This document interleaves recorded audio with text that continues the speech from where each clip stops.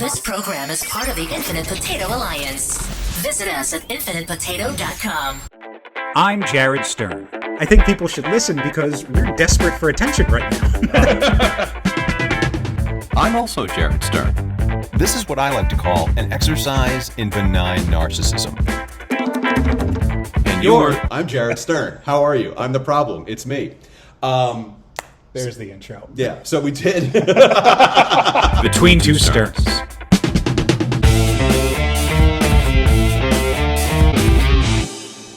Are we just starting or are we testing? What's your problem? We only needed to test when we had the little clip-on microphones. Oh, I see. Because they sometimes didn't record. Like that one time they didn't record. I feel like this is going to be an odd setup. Mm-hmm. And I'll tell you why. Can you tell me why? Is it the fan? No. Stop. What's with you and the fan? You were plugging the fan last time for no good reason. You asked... Oh, speaking of which. You asked me, this is going to be an odd setup. Yeah. You said why. Told me why. And I'm guessing. No, it has nothing to do with the fan. Is it the amount of space above our heads? Yes. No, it's not the amount of space above our heads. The fact that the camera is situated thusly, so I have to look up at it the entire time. Well, no, you don't. You just look straight. You just look but if I'm looking straight ahead, I'm looking down. Nah. Yes. No. I look like I'm just like I look like I'm dissociating if I look straight ahead. I mean, it doesn't really matter because most people just listen to this. Well, now I don't want to get crotch in there. There was there's been studies. I saw a study online about something that I've always theorized is true. What's that? And you know me well enough to know I don't need data to believe something's true. Oh, no, of course not. You don't need a study. Speaking of which, it does help. Coming out of daylight savings, how's that pharmaceutical conspiracy of mine feeling? I mean, I feel fine. I brought that up again like a weekend ago to people, and they were like, oh, I hate daylight savings. I don't know why we have it. I was like, I do. I have no data to support this. But as soon as I say it, you're going to be like, I believe it. I don't need any more information. But you're going to want to subscribe to my newsletter. And for those of you who didn't listen to 75 episodes ago, it's pharmaceutical companies marketing off of seasonal depression during daylight savings. It gets darker earlier. People get depressed. People turn to some sort of pharmaceutical. But now it doesn't get darker later. This is the That's what I'm saying. We're coming out of it. Oh, we're coming out of it. That's what I'm saying. We're coming out of it. But that you should be selling less because now it's daylight. Right, because they're moving into Q2. But they have pharmaceuticals are lobbying to reinforce their Q1s and their Q4s. Strongest Q1 Q4 combination anywhere. What was I saying? Other conspiracy? Yeah. I don't remember what I was saying. Some study that you were reading that you did. Oh, camera angles for webcams. Oh. I intentionally mount my camera high so that when I'm communicating with people, I'm looking up to them. I see. As opposed, because there are four main positions that you can keep a computer camera, webcam at when you're doing corporate work. Mm-hmm. And all of us have experienced all four of them. One is straight on, sure. Right? You got those people who are like you, making sure it's like right at eye level. Well, I'm not saying it's bad. I'm just. Here's my problem. Here's what I suffer from, and I'm looking at it right now. I want to look at myself. Yeah, you can look at yourself. But I can't because the way the angle of the camera is, it looks like I'm looking down and away. Looking back at it, nobody's going to tell. So you got straight on at you. Yeah. You got the lower angle looking up. Right, the Rocky shot. Sure. Which makes it look like you're looking down on someone. Which is never a good look. Then there's the one that I do, which is keep it up a little bit higher, aiming down. You look at, and then there's my favorite one, which is off to the fucking side of you. But they're looking at the video straight ahead. So if you guys want to look at the camera really quickly, this is how the interview goes. Hey, it's been really nice chatting with you. I just have a couple of questions to ask you. I'm getting all profile over here. You guys are getting all straight on. These are the people that play video games in third person. There's nothing wrong with playing video games in third person. Just like there's nothing wrong with reading in third person. That's sure. Even if it's written in first person. Written in first person, read in third person. Yeah. And he thought about it in second. Yeah. How you doing? I'm doing okay. Speaking... You had something fun happen. I had something fun happen. You went and did a show this past weekend. I did do a show this past weekend. I was out in, where was I? Hanover, I was in PA. Hanover, PA at the Church of Satire. I had a great show. Like a steel trap up here. Look at you. Well, you also probably look at my Facebook. And I probably don't. No, this is a running gag of me and Rachel's where we would be walking somewhere. I'd be like, we pulled over one time so that I could grab a stick of gum from that CVS. And she was like, that was like 2 years ago. How do you... If something happens infrequently, like a steel trap. But, so what triggered this particular memory for you? Just because I mentioned it on the podcast last... we podcast so infrequently that now whenever I bring something up, it's because I triggers. care about you. Yeah. That's why. Yeah. I locked it in. And I figured it was going to come up on the podcast. Well, I mean, sure. I had a great show. I always have a great time at the Church of Satire in Hanover, PA. Although now these gigs where I have to drive places are not as fruitful because gas is fucking expensive. Yeah, it is. I felt so bad because we did our taxes over the weekend. Mm-hmm. If you haven't done them yet, I would encourage you to do so because we're getting to that point. But so we did them mostly because there was a deal on TurboTax that if you filed before the 31st, it was like only $150 to use an actual tax professional rather than do it yourself and get everything fucking wrong. Do you find you get it wrong frequently? I don't do them. Andrea does them. Yeah. So then, this is a moot point because I know Andrea well enough to know that she is flawless. And she's not, though. But she's like, she doesn't do it because she likes it or because she's good at it. She does it because she's the adult in the room. That's why she does it. She's the one who handles that. Like, she's all, seriously. I'm not touching this. I know it's true. It's true. It's very true. I'm the one who just admitted it. I'm aware of my flaws. Thank you. I'm Jared Stern. How are you? I'm the problem. It's me. There's the intro. Yeah. So we did. We did our taxes, and what I realized is my comedy career is a liability. You're not even breaking even with the gas price. It's a fucking liability. Like funny. I don't make a ton doing stand-up. I do make money. People pay me to do this, but I don't do it enough or at the level where it's like I couldn't do this by itself. Right. So we went through it. Like I was in the positive. Like I wasn't paying all of the money back, but like we paid a lot more in taxes because of my bullshit. Because because you're not getting taxes taken out of it. No, Can't you just get paid under the table? Most times I do. Mr. Taxman. No, but I mean, I reported all of the monies that for large amounts, sure. Like the little bits here and there. Maybe not. I don't know. You can edit this part out. but no, I reported most of the significant cash sums, and and apparently both she and I guess, are making more money in our real jobs, so we're not getting a refund. We are paying a lot of money to the government so they can spend more money on a fucking war no one wanted. Yup. And thereby making the gas prices about $1.20 more expensive than they were a month ago. So cheers. Yeah, but at least we're getting that ballroom. That's right. What a time to almost not be alive. So that was. Like I don't know. It's given me a bit of a crisis of confidence when it comes to this thing that I enjoy and I'm good at and I like doing on a regular basis. But I know that the more I do it at the level that I'm doing it, that one time every year, it's gonna come back and say, you know what? It'd be better off if you didn't do that. Financially. Could you adjust your rates, like especially for these long distance travels? Just be hey, in order for me to break even, it is so cute an that extra you $20. think I can dictate my rates. Who is it? I know a number of people. I am not at the level where I can dictate my rates. There are a number of, I feel like I've heard this story from a number of different people who have done similar things where you got to create your own manager. You got to create your Right. own assistant. Yeah, you know who else did that? Who? Trump. Oh, John. Have you never heard the story of John Barron? no. He would call like newspapers and magazines as this fake agent, or this fake publicist named John Barron, and would feed stories to these things about like positive Nobody stories. could tell it was him? It's so bad because he can't do other voices. Right, Like it it's sounds just- like him.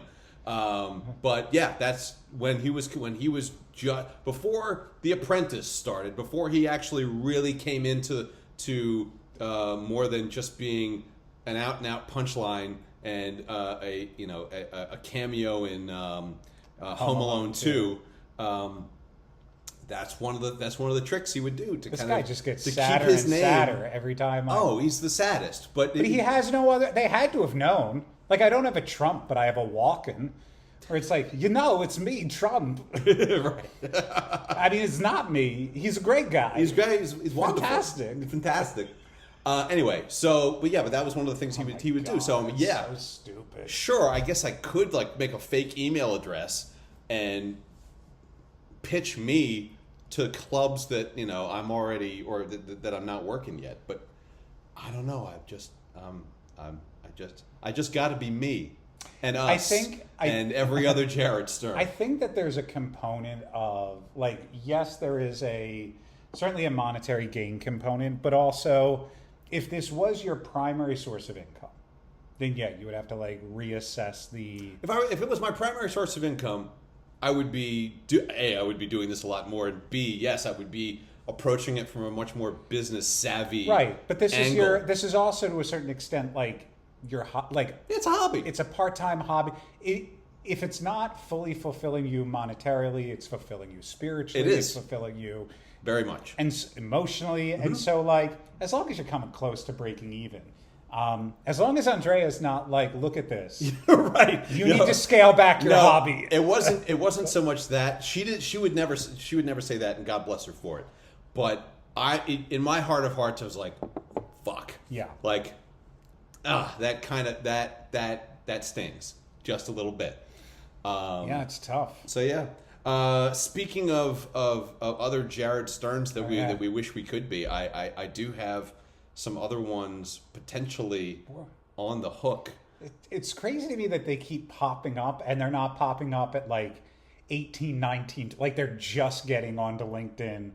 No. It's not that they're just getting onto LinkedIn. Although it's very strange that LinkedIn seems to be the most fruitful source for these things. I mean, it's not shocking. There's a lot of fear of social media presence, especially for things like true, like social media. Like, yeah. And like nobody on Instagram uses their real name for the most part. Facebook is usually held private, and you're going to want to use your real name on LinkedIn because that's your name, and that's who they're going to hire. That is true. Yeah. But I've found a couple. So when you connect with somebody on LinkedIn, you can just hit the connect button, or you can connect with a note. And so now I've been fishing out with a note saying, this is going to sound weird, but like the standard, it only gives you 200 characters. So I had to like really truncate the pitch. How many characters was this message in the beginning? It's exactly 200 actually. Here, It's exactly 200 exactly now? 200. I will tell you exactly what it was. Funny. All right, it says, this is going to sound weird, but stay with me. I run a podcast with another guy named Jared Stern called Between Two Sterns. We'd love to have you on. And then I put a link to the podcast, and that link gets us to 200 characters. So why aren't you using like a bit.ly to trim that link down? I don't know. It's only going to... I mean, I guess I could. You can make it as many characters as you want. I'm going to help you out with this. Thank you. I know how to use a link shortener. Thank you. But I just, what's your job again? Shut.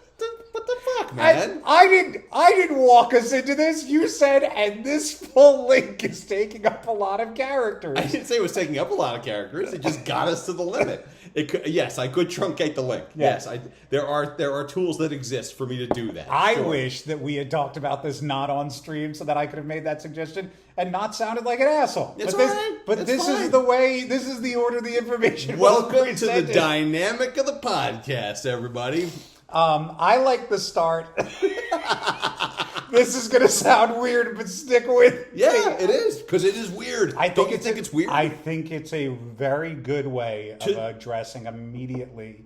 Yeah, it's weird. This is strange. It's not. This is odd that someone is out of the blues with your name is messaging you. Correct. About and it's this. not a scam. And it's not like, this is Right. going to sound weird, but stick with me. I'm a Nigerian prince. Right. I know. Weird for a Jared Stern. I'm from the future. Anyway, And- in right. order to get my inheritance, I need to sign a tax form, but unfortunately, so I need another Jared Stern social security number. Can you come on the podcast to give it to God, us? why haven't we written this script yet? Hey, now that I've monopolized a good portion of the show, do you have something to add? What did I do? Oh, I went to Maple Festival a couple weekends ago. I'm sorry, Maple Fest? Maple Fest in Monterey, Virginia. Okay. So Monterey is this like small town in the valley, the Shenandoah Valley, up in the mountains. Okay. It's got like a population of, I don't know, I want to say like And is 40, maybe 200. Is it just maple trees, or is it syrup, or is it everything? So Monterey is like the central hub. It's the biggest town in that area, but very small town, very rural. And once a year, there are a couple of maple farms up there. So they make home maple syrup. And we went up for Maple Fest. It's 2 weekends. We went for the second weekend. And we went to some of these sugar camps is what they're called. I'm sorry, what now? Sugar camps. Do they have like slave labor No. mining the sugar or something like that? No. They're not concentrated. That is not where I was It's going. full but- pulp. There's no concentrate going on. That's It's fantastic. unfortunate in the middle of the show, but what are you going to do? Continue. But they're called sugar camps. And so they showed us each different camp has a different approach with each of the trees. The basic premise of it's the same, which is they're pounding like a funnel into the tree. Yeah, hooking- to get the sap out. I Yeah, guess. hooking the bucket, and then the sugar water drips into it, and then they put it into a giant tin. They heat it to a simmer. They evaporate off the water, and then they move the concentrate, the reduced maple syrup down. And so we went and saw one called, I want to say Duke's, which is doing it the same way they were doing it back in the 1800s. Okay. We went and saw a Canadian camp that has nothing, all advanced technology.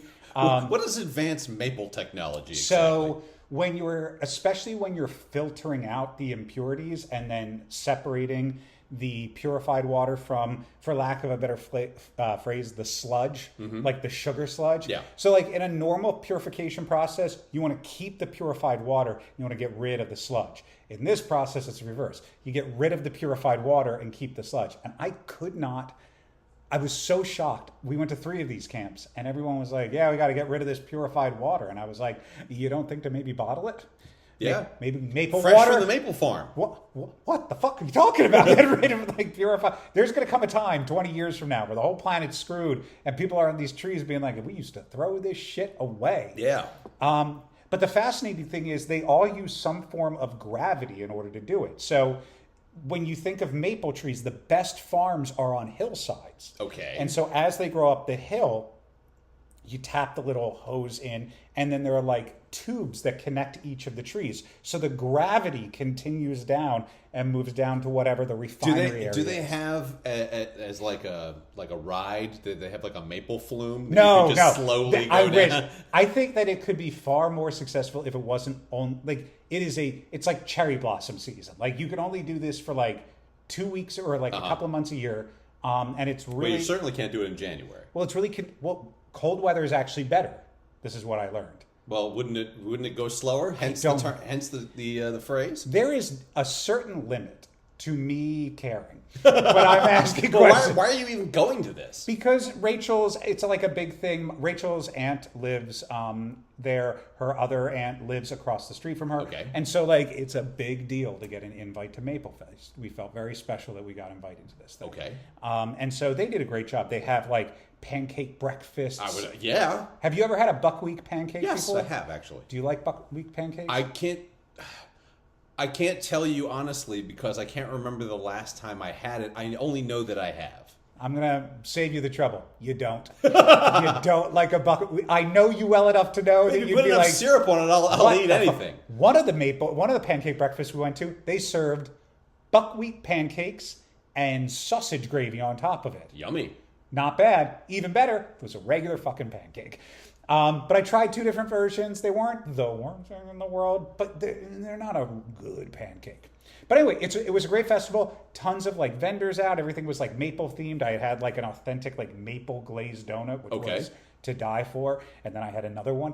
What is the strangest maple adjacent item you saw at this festival? One guy at one of the sugar farms was making old musket powder holders, which look like little horns, and he was like whittling them out of wood. I don't know. He also was he whittling them out of maple? No, maybe, but like it was really cool. I don't know if he was making muskets as well. There were muskets hung up and displayed. Okay, but that was really cool. And then I'm trying to think what else was it. Oh, nobody took card. At one point, we were like, it was all cash. Some of it was all cash, and we were like, "Oh fuck, we didn't really get cash." No one took Venmo. Some people, like there were a couple, like the old ones. We have a couple of maple syrups that we brought back that are fun, just flavor wise. I would say I'm actually shocked now. This episode is not devoted to pancakes and syrup tasting. I swear to you, if we had done that, Rachel would have killed me if she wasn't a part of it. So we will do this at some point with like a nice little tasting of the maple syrups as well. But yeah, I'm trying to think what else weird things. Oh, at the elementary school in Monterey, as we were walking by, there were vendors that were set up, and one of them was just nothing but skins. Cow, like animal skins? Okay. And deer and fox. And what was the most exotic skin that they had? I don't know. I was walking by and she was like, "You can pet them if you want. They're real." And I was like, "No, I'm all good. I'm good. Here. Yeah, that's fine over here." But yes, very, very, very small town. Really good people. I mean, the whole event was a lot of fun. I'm trying to think like. Yeah, it was just like, it was a good time. It was a lot of fun. And yeah. Okay. Highly recommend. Great. Like a fun little trip. And, if you like maple. Yeah, you kind of have to. I think that's a prerequisite to go to Maple Fest. Like, I can't imagine there's like a syrup competitor. Like a different... Do they make syrups out of other stuff besides maple? I've heard of maple syrup. You're checking off questions I had. I think somebody tried to do a, what was it? Like a pine syrup? But it really needs to produce the sugar in order to...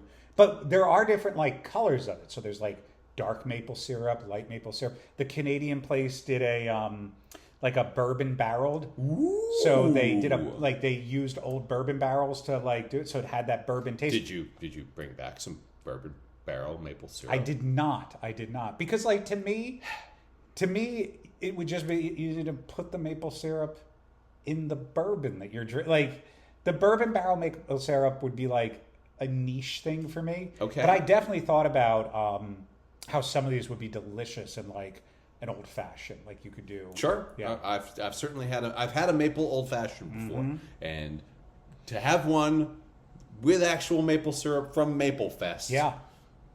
That would I can't imagine it would be any different than the other maple ones I would have had. But anyway, it would have been it was a lot of fun. Would have been a fun conversation piece anyway.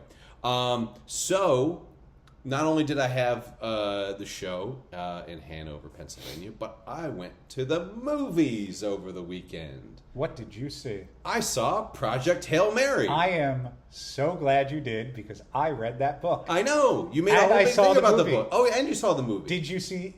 You haven't read the book, No. right? No, I have not. I have my takeaways from that movie about things that irritate me about that movie, which I can justify because I read the book. Sure. But I'm super curious from somebody who didn't read the book. I love the movie. Is there any aspect of the movie that just didn't make a ton of sense? The ending. Explain.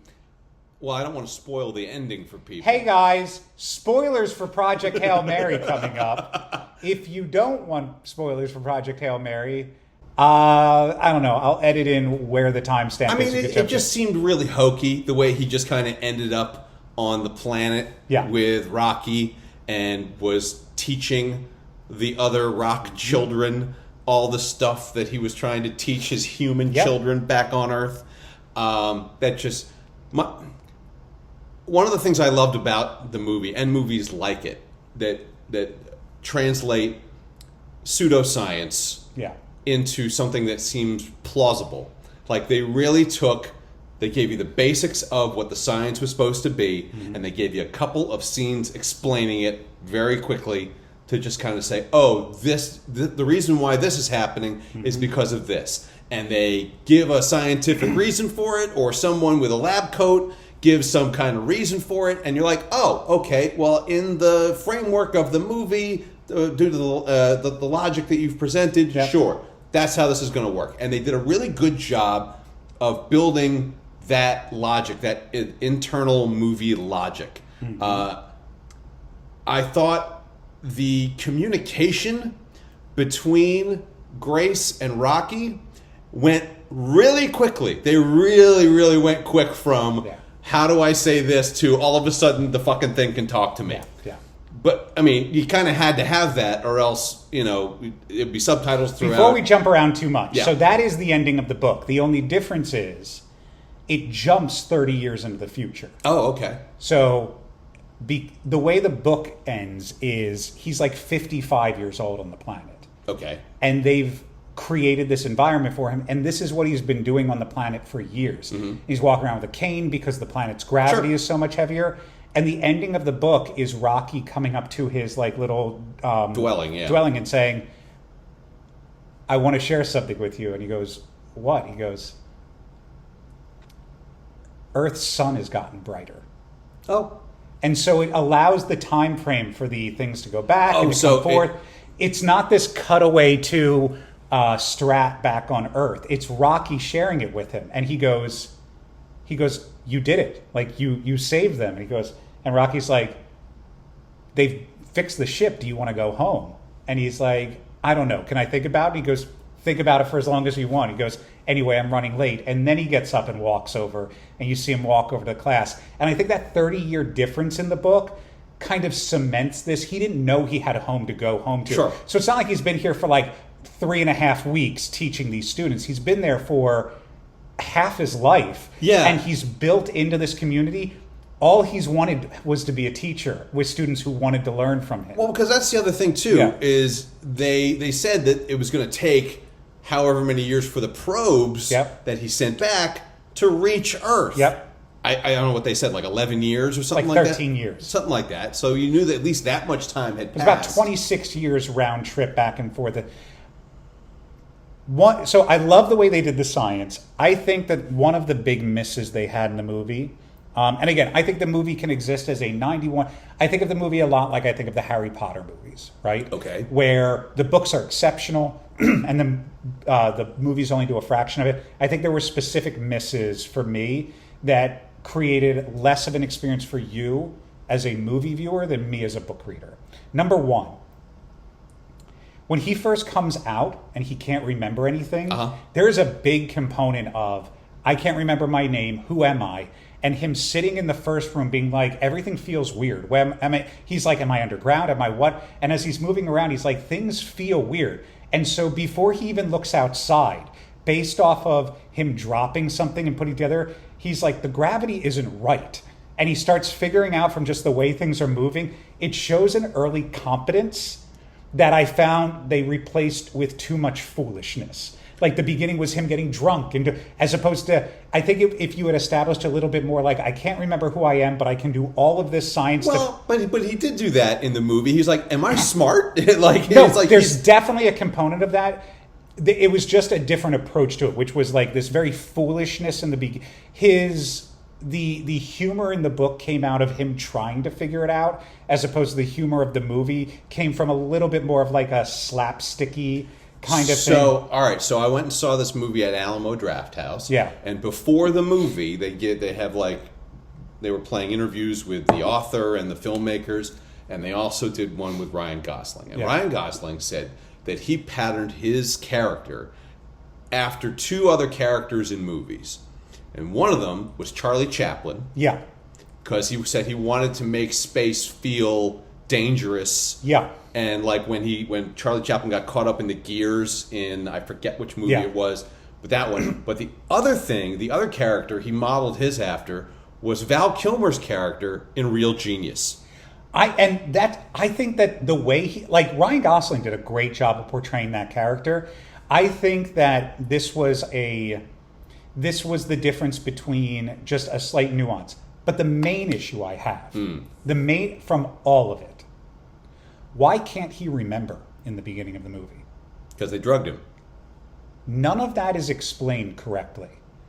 They eventually explained it in the movie. Them giving him a shot to knock him out for the trip does not explain an entire arc of a movie's worth of amnesia. I mean, so within the book, that combined with the space travel, combined with any number of other things. But this is the point, and this is why I'm saying that this is where the movie misses for me. Okay.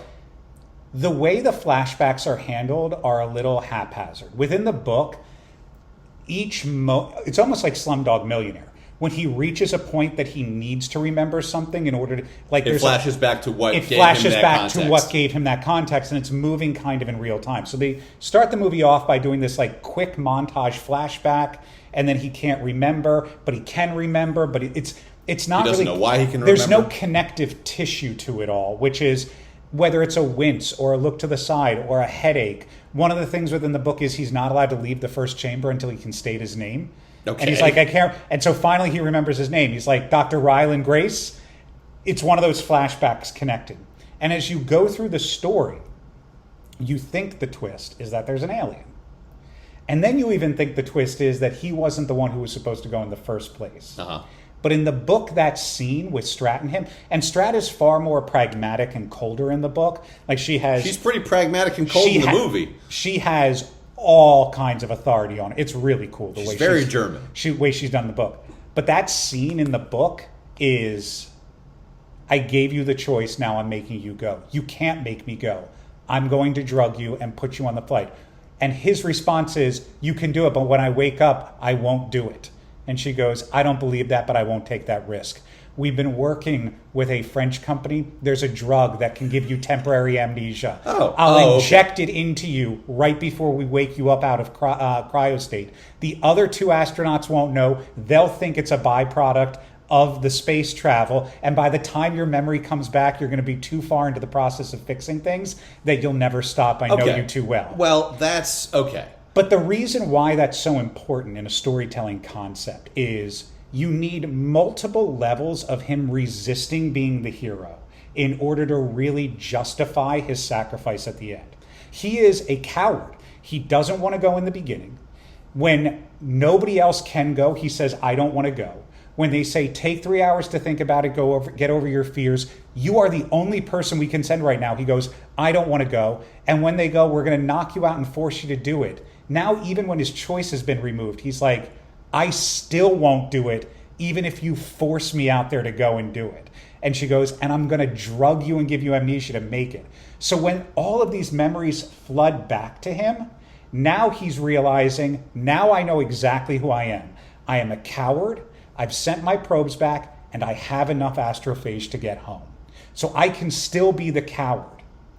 But because I care so much about this other character, now I'm willing to make that sacrifice. Well, here's the thing. He did technically have somebody to do this for. It was the entire fucking planet. But there was no, But there was never really anybody there for him. But he could have been selfish. And I think without that, this is the writer in me. Without that final moment, I think it just cheapens his sacrifice just a little bit more from, okay, well, I came out and I kind of couldn't remember for whatever reason, versus I came out, I couldn't remember. They didn't trust me enough to do it enough that they forced me to not remember. And now I can still go back. Nobody ever has to know about a Rocky. Nobody ever had, I could just go back and be the big fucking hero, but I'm still going to sacrifice. And it also cements at the end. I don't want to, I don't need, I have accepted who I am. So, well, I think he accepted he wasn't coming home anyway. Yeah. But a great movie. No, it was a great movie. And not having read the book, and this is my experience for most movies based on books, because I don't read the books.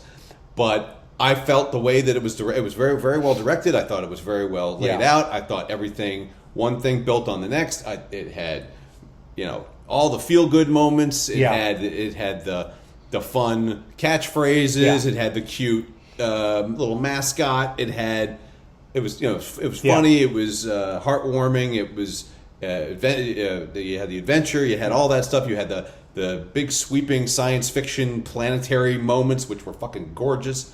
The one thing that took away from things for me had nothing to do with the movie itself. Which was? The theater we were in. Oh. The sound was fucked up. That's rough. So the first maybe 3 minutes of the movie when he's waking up and everything, silence. Oh. We heard nothing. We saw it all and we're like, how long do we wait before we get refunds? And then the sound kicks back in, but the speaker system inside the theater was very distorted. This is an IMAX experience if there ever was. Yeah, no. I actually do want to try, because I think they're playing it over at the Air and Space Museum. Are. I almost got tickets for it, but I couldn't get decent seats. So I'd like to see it again in that format. So worth it. But so worth it. It was a little. It took away from things because some dialogue was lost because when there was loud other noises, it drowned out dialogue and stuff like that. So, other than that, though, it was awesome. It's an exceptional movie. It was really well done, and so. I'm glad you watched Project Hail Mary. I'm glad you liked it. Yeah, it was really good. I'd heard nothing but good things, good reviews, positive. Everyone told me this is a good movie, and it was. And what I thought were very interesting touches throughout the movie were the references to other better science fiction movies, like Close Encounters of the Third Kind. He did the dun dun dun dun dun, and I was like, oh, that's from that thing that was, so it kind of put that credibility into that movie. I'm surprised you didn't bring up one of the reasons why the movie is so good. Why is that? They didn't only use CGI for Rocky. They used practical puppetry. Did they really? Yeah. Is that a Jim Henson's Creature Shop? I don't know if it was Jim Henson's, but they did use practical puppets for. I just took it for granted that it would be a CGI thing, just because of the way he's shaped and because of all the different grids and the way his little pod is made. Sophisticated hand-operated practical puppet for the character of Rocky. I think it's a really good example of how you can tell the difference between somebody looking and interacting with a physical object versus trying looking at to a tennis ball evoke on the green screen. a tiny tennis ball and being like, "Are you my friend?" What the hell was that? It's Chloe's automatic feeder. Jesus Christ.